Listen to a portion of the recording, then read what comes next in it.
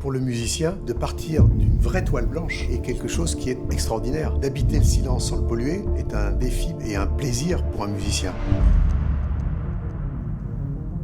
Il y a tout un monde du son qui se crée, qui est très important pour l'identité de la marque, pour l'expérience du client. Renault, c'est une marque qui est dans l'humain, dans le vivant, dans l'empathie. Et donc le son, et c'est là où on s'est rejoint très vite avec Jean-Michel, ça doit être une vision douce et agréable du monde. Pour moi, cette rencontre avec Renault est une très bonne opportunité pour pouvoir justement être différent. On a une manière de penser, on a une manière de créer, et cette vision du monde, elle ne peut exister qu'à partir du moment où on utilise les outils technologiques et notre savoir-faire. Une des choses qui est caractéristique de Jean-Michel, c'est que c'est un grand artiste, mais aussi c'est un grand ingénieur. C'est ça qui m'a convaincu que c'était la bonne personne avec laquelle on devait collaborer. Ce projet est un projet très enthousiasmant parce qu'il permet la rencontre entre le monde des arts et de la création sonore représentée par Jean-Michel Jarre et puis le monde de l'industrie sur des produits de grande consommation, donc qui touchent les utilisateurs à tout niveau, quel qu'ils soient.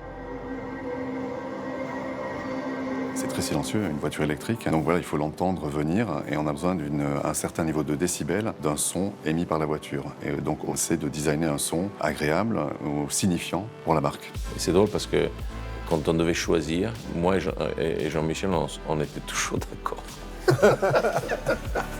Ce que j'aime beaucoup dans la vision de Luca, que nous partageons, c'est l'idée on peut toujours améliorer les choses. C'est ça aussi qui, à mon avis, fait l'ADN d'une marque comme Renault. C'est-à-dire que c'est une marque qui a une légitimité à cause de son histoire. Et je pense que c'est aussi ça qu'il faut arriver à faire passer dans les quelques secondes du son d'un moteur. Ça paraît ambitieux, ça paraît utopique, mais c'est le but que je me suis fixé, c'est le but que nous nous sommes fixés avec l'équipe.